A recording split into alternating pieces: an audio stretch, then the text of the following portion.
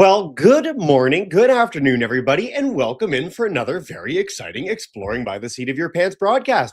For those of you joining us for the first time, of which there are quite a few today, we are all about bringing conservation, adventure, and science into classrooms around the world, and everything we do goes to YouTube. So if you want to check this out in 3 weeks or 3 years, or like 4,000 other broadcasts with the coolest people on planet Earth, you can head there and do just that.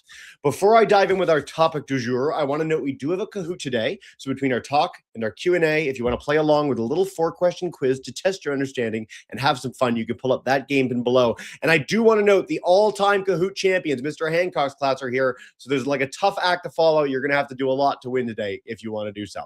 Now, today's exciting for 2 big reasons. Number one, we are nearing the very end of our epic month, solely showcasing the most amazing women in science and exploration on the planet. Every February, we kick out all the dudes. We spend the whole month with like 40, 50 broadcasts. This month, we've had sharks, Mars robots, cave divers, explorers of all stripes. It's been such a wild ride. Again, everything on our YouTube channel. So do check that out. But two, we're in Newfoundland. I'm in Newfoundland. Some of you may know that. So I'm so thrilled whenever we get the chance to talk with an amazing researcher about some of the cool animals here. And today, we are not disappointing. I am bringing on Jill Taylor, one of the foremost science communicators in the province, if not the most foremost. I know her from her diving expeditions, but today we are going to talk about puffinology, one of the coolest birds on planet Earth, and their epic home here on Canada's East Coast. So without further ado, you're not here for me. I'm going to zip it. Jill, welcome to the broadcast. So nice to have you, and take us away. Everyone. All right, let's get into it. So I'm Jill, and we're going to be talking about puffins today. I am a puffinologist, and basically just means I research puffins, and a big portion of my work is spent with puffins in Newfoundland. So I like to start these presentations off with a question, and that is, so you can raise your hand, or maybe Jesse can monitor the chat, is who here has seen a puffin in real life before with your own eyes? I'm going to give our classes on YouTube a second to do this because I know we've got a whole bunch on YouTube. I have seen a puffin. I've actually been in the place that we're going to be talking about a lot today, one of my favorite adventures of all time. We've got two students of a class of 30, okay? So a few students have come to the East Coast, seen some puffins. We got a few no, so a good mix. A lot of no's, a few yeses in there, which is great. Okay, good to hear. My next question, and you don't have to put this in the chat, you can just think this to yourself, is has anyone ever touched a real puffin before? And I'll give you a minute to think about this. I wish. The answer is probably no. It's typically best not to touch wildlife just because it stresses them out.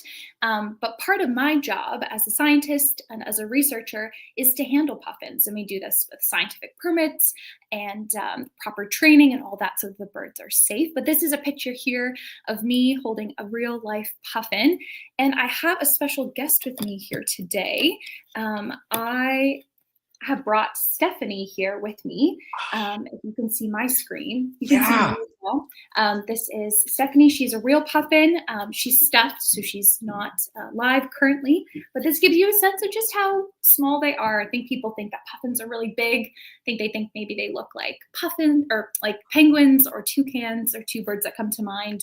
But they're actually really, really small. So Stephanie's going to be sitting here with me, and we'll talk about her a bit later as well. And I think this is the place that Jesse was saying he's been to. This is the island of Newfoundland. So the furthest east you can go in Canada, specifically on the east coast of that, is Witless Bay Ecological Reserve. And this is where I've done all my research. This reserve is a special place. It's a safe place for lots of different seabirds to come and raise their young every year. And it's beautiful. We have whales come by. We have icebergs you can see in this photo. Sometimes in the spring, icebergs float by. And it's a rather magical place. Specifically, my work has been on Great Island. This is what it looks like. And there are 4 islands in this reserve total, which means that there's a lot of puffins here. But how many puffins are there exactly? It's a big number, so let's take some guesses. If you want to. Let's see. Answers. How many puffins do we think are in Witless Bay Ecological Reserve? I'm going to just give a hint for our classes that it's more than you may think. Let's see what we get in our chats. Mr. Hancock's class, our Cullen Homeschool crew, all our YouTubers from across Canada. Let's see. We've got 10,000. We've got 1 million. Okay. So we big 50,000. Okay, we've got 100,000. We got a good mix. There's a lot coming in here. Those are some good guesses. Yeah, 67,000. Okay, wow, very on, very Very specific, specific. Mr. Hancock. That's great. Nice. So less than a million, but definitely more than 10,000. This reserve is extra special because it holds the title for the largest puffin colony in all of North America. This is a really big deal. And that number is around 520,000 puffins. So that's a lot. That's more than I could count in a single day. But yeah, about 500,000. And then to give you an idea of on one island alone, so the island I was just showing you, Great Island, there's 350,000. So we're talking about so many birds here. This is me on Great Island in my office. And it's really cool that part of my office gets to be outside in these really beautiful places. But what sorts of things are we doing when we're on the islands? At the heart of all of this, our goal is to make sure that the birds are doing okay. We want to monitor the puffins to make sure that they're healthy and happy. And we do that by looking at something called breeding success. This is just a way to look at which puffins are having babies and if they're having chicks that are surviving. So we're looking at chick survival, and they have their babies in the early summer, and then we look at if those chicks survive throughout the rest of the summer. So that looks like, are the chicks getting enough food? Are they a healthy weight? Are they growing at the pace that they should be? We also look at something called burrow occupancy. So puffins are cool in that they live underground for a big chunk of their life that they live on land. And these burrows are these long, long tunnels. They're so long, I can't reach my arm into most of them all the way. They can be over a meter long. And we're looking, as we all live in our homes, these burrows are the puffins' homes. And we're looking at who's living where and if that has changed year to year and how many puffins are home. We also look at social behavior observations. So we take some detailed notes about what we're seeing. And this is especially important because we just talked about how many puffins, like 520,000 puffins. That's so many. That means that they spend a lot of time with other puffins. And some of those puffins they really like and they get along with. They have these things called party rocks where they all go and hang out together and just socialize for fun.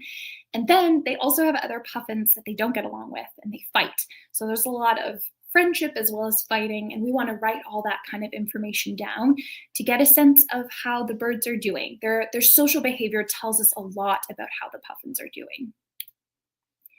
We're just talking about burrows. So this is me here on the left-hand side with this long, long tube that has a camera and a light at the end. And this is called a burrowscope. And we put this inside these long, long tunnels that they live in to see who's home, because it's really hard to see. We can't see underground.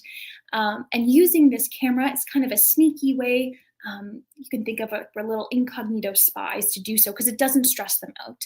Puffins are scared of us because we're so big and we're tall and they don't know what our intentions are, even if we're there to help them. So we want to minimize their stress. So using this little camera allows us a quick peek into their burrow without stressing them. You may have missed it, but I'm going to show you right here. That is inside a burrow. That's a photo we took, and that is a baby puffin. They're a little bit harder to spot because they're all dark gray and black down, and you just see their little eyes and their little bill. And then the adults here on the right are a lot easier to see because you have that bright contrast of the white to the black, as well as that big bill. That is a lot easier to see. One thing that a lot of people who have never been to any sort of seabird colony, puffin colony, anything like that, is that you often smell them before you see them. And that seabird colonies are really stinky. But that's a good thing because that basically means they're really healthy. So a puffin like Stephanie really likes fish. I really like eating fish too, but she's really good at diving down deep, collecting a lot of fish for herself and for her chick. And all of this fish that she eats, there's some that get discarded, there's some leftovers, and those bake in the rocks. You have these islands being used as a kitchen and a bathroom, so they're eating a lot. That means that they're pooping a lot too, which is a good sign. So stinky colonies are a good sign that there's a lot of healthy puffin activity. Now I have another question for the group. So who here, okay, let's think about it this way. So there's different types of puffins in the world, in the whole world, not just North America, all over the world. They look slightly different. We call these species, so these different types of puffins. How many species do you think exist in the whole world? What do we think? All right. Definitely less than 1 million. I like where your head's at with 1 million earlier. It's very big. Yes. It's a very exciting number. Mr. Hancock, I'm expecting a very specific number from you, like, 137, something like that. What do we got? We got 4 from our Colin Homeschool group, 4, 56 species, 90 species, 20 species, going once, going twice. Good guess. So from really small to a little under 100, Jill. Okay. Well, we do have a group that was right. There are 4 species. So bonus points to that group. There are, at the top right here, you can see the rhinoceros auklet. That's how you pronounce that. And I know they look a little different. They used to be called puffins, but it's a little complicated. Basically, they're still a part of the puffin group, and we'll include them in this. The other 3 here, the Atlantic, the horned puffin in the middle, and the tufted puffin, those look like the typical puffins we think of when someone says the word puffin. But what we're talking about today is mostly all about the Atlantic puffin. That's what Stephanie is. She's an Atlantic puffin. And those are the kinds that we have on the east coast of Canada, as well as the US, so all of North America. And if you think of all the puffins in the world like a big pie, the biggest piece of that pie would be Atlantic puffins. They do have the largest numbers. Now we're going to go over some important facts that I think everyone should know about puffins, and maybe there's a fact or two that you've never heard about. Here on screen, we have the name Atlantic, and that name underneath it, that looks a little fancy, that's their scientific name. So Furtucula arctica is the scientific name for Atlantic puffin, and this is how we distinguish across all the different animals in the world. And we have a scientific name too, like every animal does. But so specifically, Atlantic puffins, they mate for life. And this is really cool because you'll have 2 puffins come together and they'll decide to have a baby, and then they will continue to do that throughout their life. And they'll come back year after year, and we'll talk a little bit about why that's so impressive in just a minute. But they return to the same burrow. With no GPS, they're able to find their way back to their burrow. Here's another photo. You can see the opening here of the burrow. There's all that freshly dug dirt that the puffins have dug out. Puffins have really cool feet. You can see here, Stephanie has webbed feet like a lot of seabirds do. And she has on her inside claw, it kind of hooks inwards, which allows, if you think about like you're at the beach with some kind of shovel building a sandcastle, it allows them to scoop out that dirt and landscape that full tunnel as deep as they need to. But they'll return back to this burrow. They spend a lot of time away, but then they come back and they come back to that exact burrow. If that burrow is taken, say maybe their neighbor got back sooner or someone else has moved into the neighborhood, they'll stay within a few burrows near that burrow. So this is one burrow here, but there's one behind it. There's another one over here. So they'll just pop next door and they stay within that neighborhood. They raise 1 chick per year inside this burrow. And some birds do this. Other birds, I think of like a common bird, like a robin, in their nest, you'll often see several eggs. But puffins decide to put all their energy into one single egg and just the 1 per year, and then they'll do that again the next year. And they can live up to be 25 years old, which is older than probably all of the students listening in, but maybe younger than some of the teachers. You'll have to ask your teachers how old they are if you don't know that already. But 25 years is a really decent lifespan for a small seabird.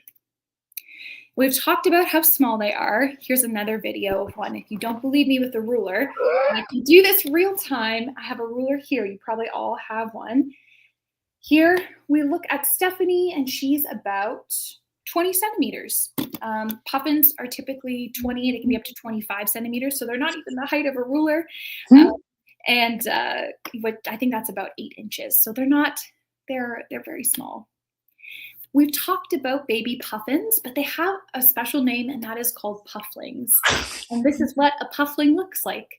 They are absolutely adorable, and not a lot of people necessarily get to see pictures of them because they spend this whole portion of their life cycle underground, because that's where they're safe. You have other big birds on these islands like gulls and bald eagles are probably birds that you're familiar with, but they're such big birds that they'll fly around and they'll sometimes eat the pufflings if they wander outside of their burrow. So the burrow is a safe place to stay. And yeah, they're just enormously very fluffy and very cute. We've been talking a bit about how they don't spend all their year at the islands, and that's because they go on winter vacation. These are all these birds. This is a behavior called wheeling in the air, but they will leave those islands at the end of the summer. All of you probably have maybe a 2-month vacation in the summer is fairly typical, but puffins get an 8-month vacation, which is fun. They spend this time at sea. They're super comfortable in the water, in the ocean. They'll spend time bobbing on the surface, and then they'll dive down and eat food when they need it. And they spread out quite a bit. So they'll go up far into the Arctic as far as they can find ice-free area up near Iceland and Greenland. And then in the south, they've been found off the coast of New York. So not in the city, but off the coast in the water. And they spread out quite a bit, and they'll go back to those same islands every year. They also look different depending on what time of year it is. So they get this special December plumage. Plumage is just what their feathers look like and the coloring of their outside outfit. So this here is a video of a winter puffin. Maybe looks a little bit different than what we think of when we think of puffin. I'm going to pull up a direct photo comparison. So this is a puffin in the summertime. I think this is what we all think of, or if we were told to draw a puffin, this is probably what we draw. So let's open this up for maybe some answers here. I'm going to ask the question, what are some differences that you notice between the summer plumage and the winter plumage? Yeah, I've got to stress, Jill, that I had actually never seen the winter plumage in my entire life. Like, I've never seen a picture of this. This was totally wild for me too. Right. Not many people have. Yeah, so we've got, of course, black feathers on the face or black coloration on the white in some fashion. Yeah, that's really, really good. What else do we have? Let's see. We've got darker face, less colorful generally.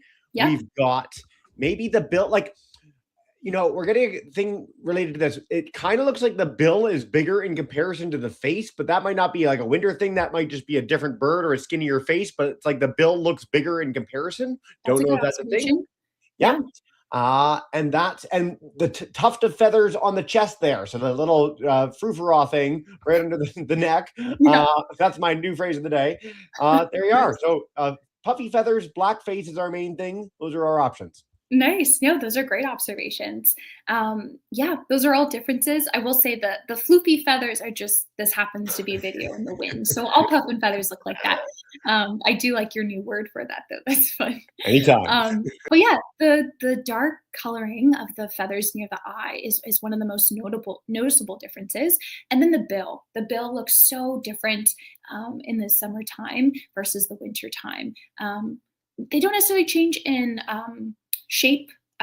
Different puffins have different bill shapes, but you can see the grooves look different. There's another orange band here on the summer one, and then as well, if you look closely at the summer one, you can see some orange around their eyes, and then you don't see that orange around the eyes in the winter. So these different ornaments look different depending on what time of year it is. This is the full puffin life cycle all put together. So they start off in this hard eggshell, and then they hatch into a baby puffin we now know is called a puffling. And then when they move from that, they go into what we call fledging or fledgling. And this is, you can think of this as their teenage, young adult years, where they actually end up having to go out on their own. Their parents stop feeding them and they have to go out to sea on their own. And then they mature into what we call a non-breeding adult, which is this one here, and they look really similar to that winter plumage that we just saw.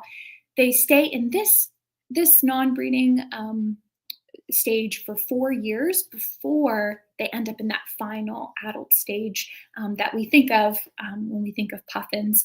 But then, interestingly enough, I should probably add another arrow, is that they go back and forth between these. So we just saw that summer they'll look like this, but then they'll go back to that non-breeding plumage that looks really similar to the winter plumage.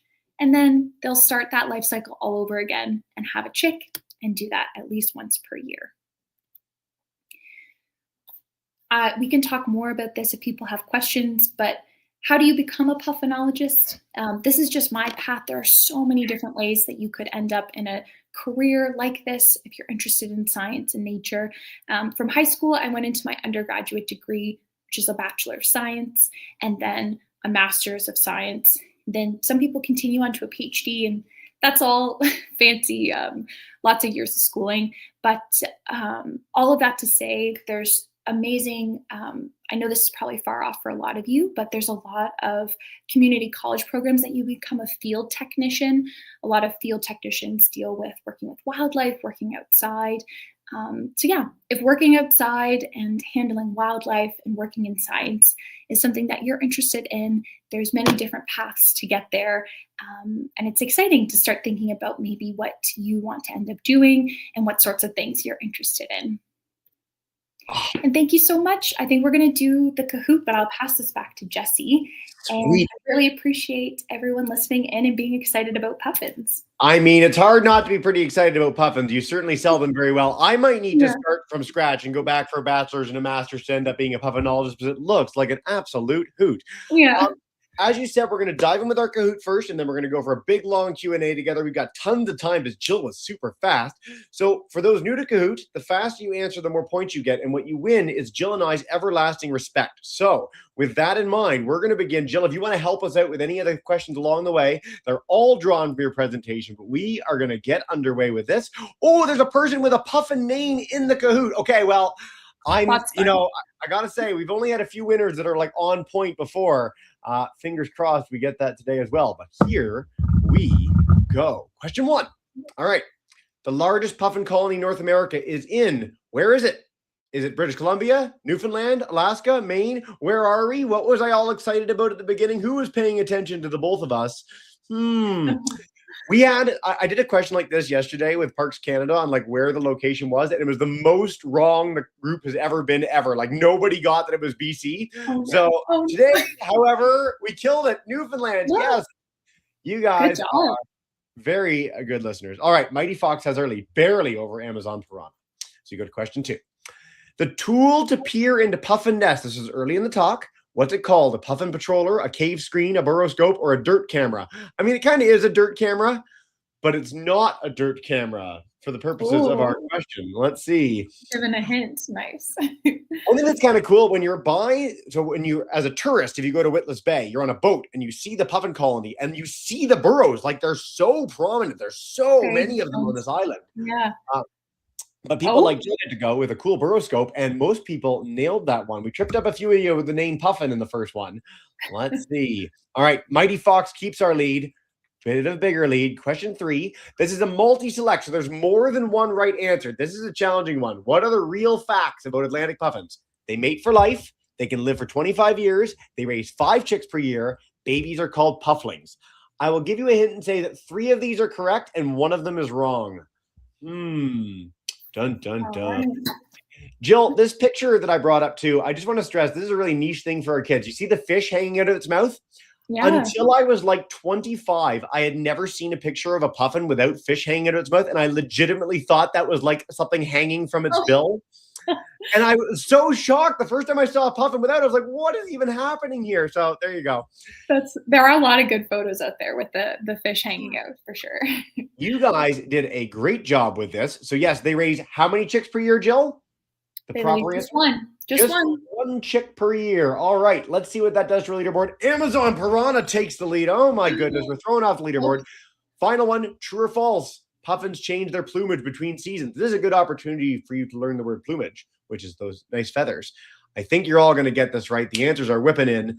I've never seen that picture. I truly am like totally gobsmacked that that's what they look like. That's so cool. Learn something new every day. Oh, nice. Good job, everybody. Man, this is like the most well done. Our Cahooters have done it in a long time. So Adorable Beetle is third. Second, we're going to Mr. Hancock's class first, our Cullen crew, and then you two are sharing in the chat. We'd love to hear from you. But number one is Amazon Piranha, almost wire to wire. Way to go, guys. All right. Question time. Mr. Hancock's class, I'm coming to you to kick us off. Let's do this thing. Hey, guys.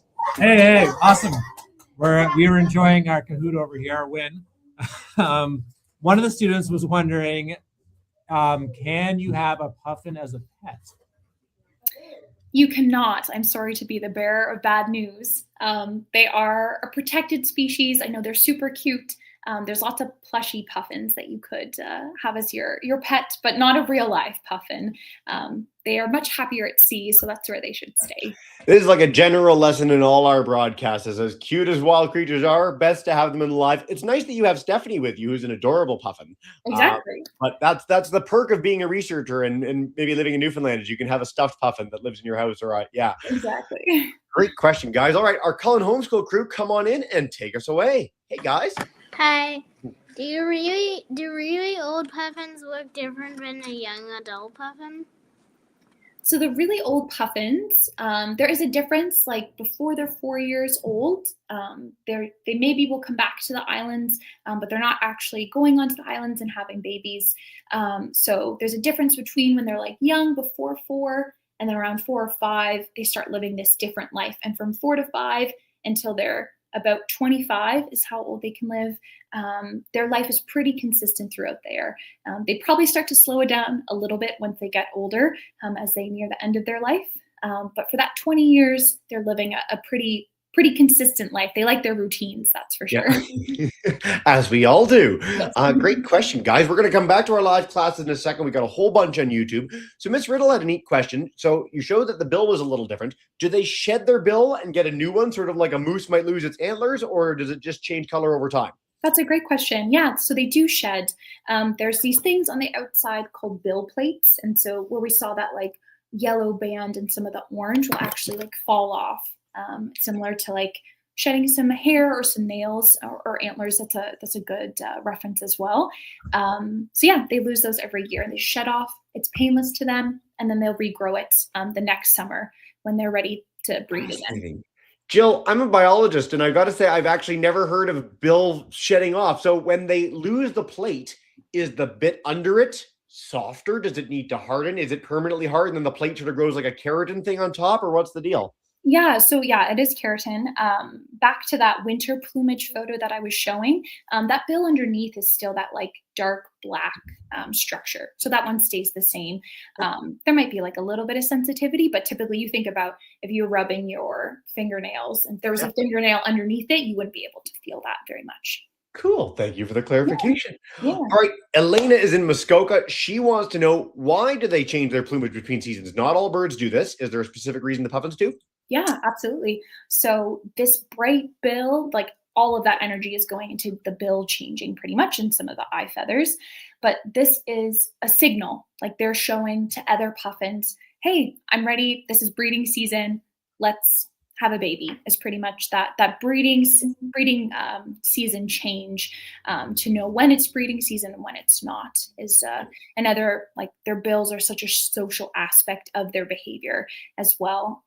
So signaling to other birds that they're ready. I didn't talk about this, but they do this cool behavior. Maybe you've seen some videos of it called billing, where they'll take both the bills and they'll rub them back and forth together. Kind of looks like they're kissing, and it's very cute. But they do that in the summertime to reinforce that pair bond between the mates for life. So the couples, the puffin couples. But yeah. I love that a lot of the birds that mate for life do the billing. I particularly encourage our classes. Waved albatross is my favorite thing in the bird world of how they do it and the call they make. And it's so beautiful. Everyone should look that up on YouTube. I promise you will not be disappointed. Very, very cool. All right. Cullen crew, come on in and take us away with the second one. Hey. Oh, you get to go again. Go for it. Why do they look like penguins? I wonder if they can fly very well. Or would they just drop out of the sky and die? Do puffins fly well? Yeah.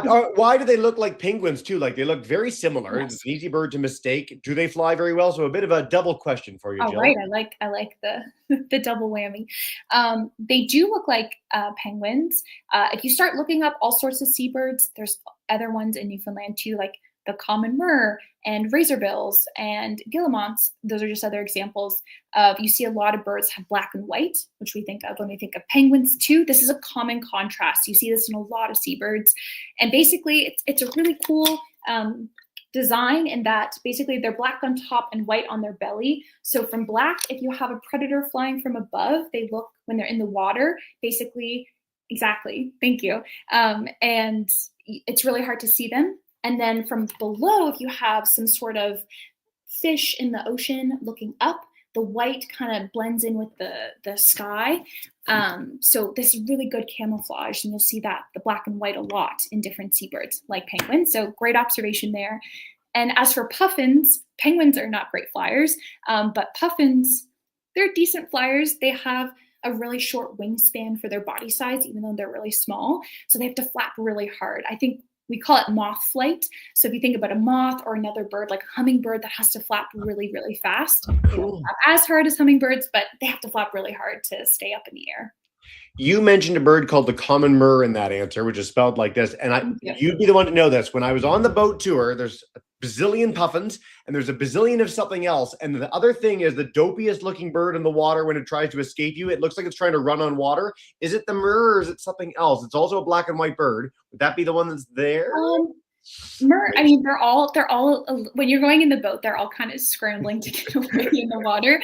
It might have been a razorbill as well. Okay. Also black and white birds. Yeah. But it's very like when they're trying to swim away in the water, it's a lot of splashing with the wings. A lot of splashing. It's one of the more awkward looking animals I've ever seen in my life. So thank you for that. So many on YouTube. Okay. Miss Riddle's class has another cool question. Based on the species of auklet that you mentioned in the group of puffins, are puffins closely related to auks in general? Is that their closest relative in the bird world, or what's the deal? So puffins are part of the auk family. So razorbills also are as well. Not a puffin, but that's another example. So yeah, that auklet piece, you have all related. You go down a bird rabbit hole of the auk family, but there's a lot of cool species in that auk. There are. I encourage our classes to look up a great auk, which is an extinct bird, but was like the biggest member of the family, really, really special animal, and a creature that we put out of commission, right? Like it's one of the rare examples of a thing that we very definitively made extinct. And so it's sort of a good lesson for our classes and how we can have less of an impact on the world, especially with something like our Atlantic puffin friends. Absolutely. All right. Mr. Hancock's class, before they went, they had to go after recess, but they wanted to ask, what's the average weight of a puffin, Jill? Yeah, so they are like, you can think of like a small bag of rice. You're looking at 500, 600 grams. I think sometimes they're 400 grams. There's a wide variety. The males are typically heavier than the females. But yeah, like a small bag of rice. Yeah, we had a whole program earlier this week on shoebill storks, which are like taller than our students, and they weigh about 4 pounds. Like, birds weigh a lot less than you think because they've got the hollow bones, they've got air sacs in them. So like a bird that's this big will weigh like a dog that's this big because we're just— they got to be able to fly. Yeah. In my mind, I just went to a Shih Tzu soaring through the air, but let's just couch that aside for another day. That's a nice image. All right. Elena wants to know, what kind of fish do they eat? We've seen them with all the fish in their mouths. Is there something specific, or is it broad strokes, anything they can get their beak on? Yeah, that's a great question. So one of their favorite fish to eat are capelin. That's a really cool species in Newfoundland. They roll onto the beaches as part of their whole life cycle. Those are cool videos, but they also really like sand lance. So those are two of the most common fish. They're long, thin, silvery fish that you will typically see those photos hanging out the side of their bill. They're able to fit quite a few in. On average, it's like 10 to 12, but I think the record, I don't even know how this is possible, but it's recorded somewhere. I think one puffin they found once with like 120 or something in its bill. Holy. Very impressive. That was another thing, honestly, with the shoebill thing too. It's the percentage of their body weight that they can eat is like the equivalent of me eating like 20 pounds. Like, and I could never do that. I would die. But the birds can take in a ton, which is crazy. We're so early in this. I just want a niche note for our classes. So you mentioned capelin jumping up on the beach. Another thing that everyone should check out. It's super cool.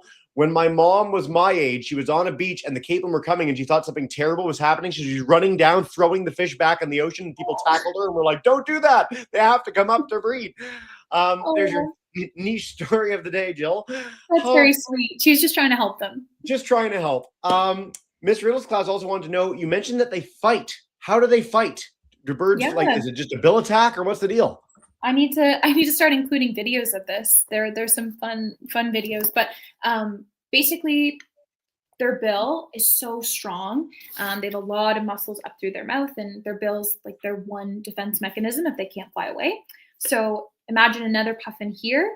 They both will open up their bills and they'll basically interlock those bills and they'll grab at each other. There's this cool behavior they do that's called a gape. So they'll open up their bill and raise their tongue as a warning to be like, hey, you're kind of annoying me. I might fight, like get ready. And then they might escalate into a fight. But I've seen it so bad, and it's quite entertaining to watch, is that they'll interlock bills and then they'll be making these kind of like grumpy chainsaw growling sounds, and then sometimes they'll just keep interlocked and then they'll fall down a hill and just roll until they get to the bottom and burst apart, and they both look pretty embarrassed that happened.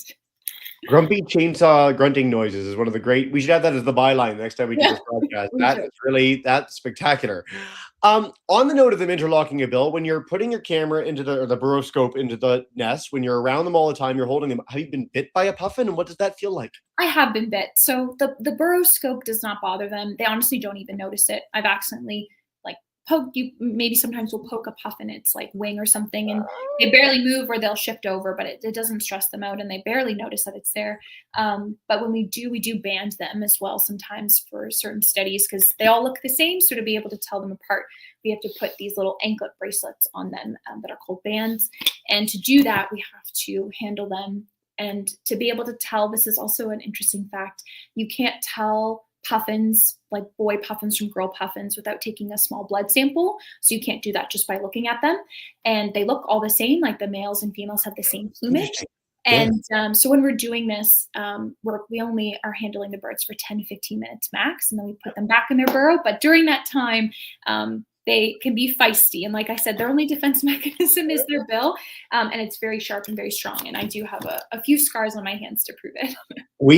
And this sort of underscores a point you made earlier. They're not to be kept as pets. They're not something that a random person should go up and just grab without supervision, certainly. And we'll get to that in just a minute on some puffin notes. But I'm really glad we're reinforcing that point. In general, give animals space whatever animal you're talking about, wherever you are on the planet. Always a good course of action. Absolutely.